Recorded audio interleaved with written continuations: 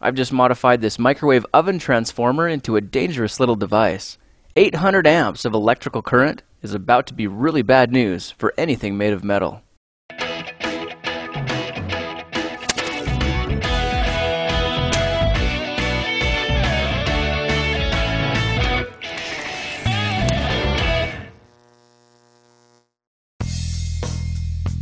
Today I'm in the mood to melt some metal. This microwave oven transformer used to be a dangerously high voltage device, but I modified it so the voltage is extremely low and it's the amps now that are insanely high. High enough that when the electrodes touch this screw, it melts into a little ball of steel. This time I've hooked it up to a machine screw for melting, and when it heats up, it changes color and the outer layer bursts into flames. If I hold the electrodes in constant contact, you can see molten metal flowing down the screw, and within seconds, it's completely gone. I just love the way these light up and flash, throwing off sparks as they melt. This bolt is longer, so it's taking more time to melt. You can see an array of color changes as the metal heats up to the point where it begins to glow a burning bright orange. Back on my workbench, you can see the input voltage to the primary coil is about 120 volts AC, which is typical mains power in my area. And with this modified secondary, you can see I've stepped the potential down to only 3 volts. The voltage is so low that I can actually touch the live wires with bare hands and not feel anything, even though the power being generated is enough to completely incinerate this wood screw on contact.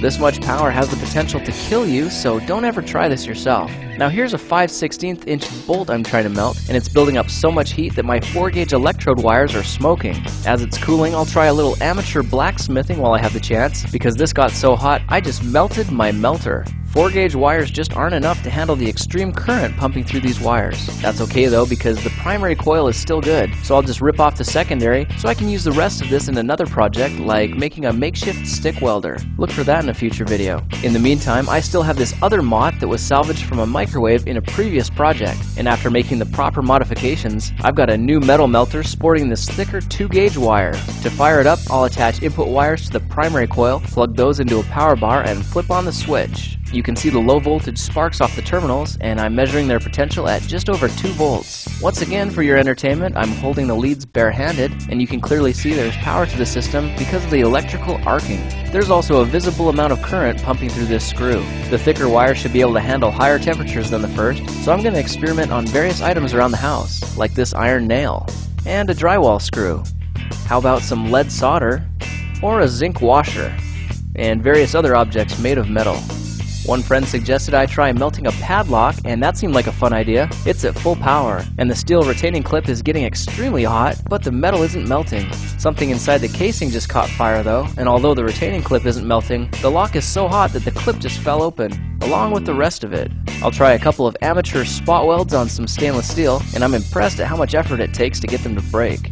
When experimenting with an aluminum can, the electrodes cut through the metal like butter, but this thicker aluminum disc won't glow at all. I'm not sure how hot it is, but when I drip water on it, the water is instantly boiled and vaporized. I did get this steel coin pretty hot, and if it'll do that, I'm wondering what it will do to steel wool. Amazingly, nothing happens unless the electrodes are so close they're almost touching. Aluminum foil isn't very exciting either, but I've managed to reduce this sheet down to a little blob of metal. I've got some neodymium magnets ready, but the voltage is too low to get through all 8. However, if I tap onto 2, it seems to be working really well. They're getting so hot they've gone totally incandescent, and apparently have just been liquefied. These are among the world's strongest magnets, but after exposure to temperatures over 300 degrees Celsius, they lose most of their magnetic properties. Here's a large steel nut that's harder to heat, but in the end it glows very nicely as well. This one's just got so hot that it's exploding liquid metal.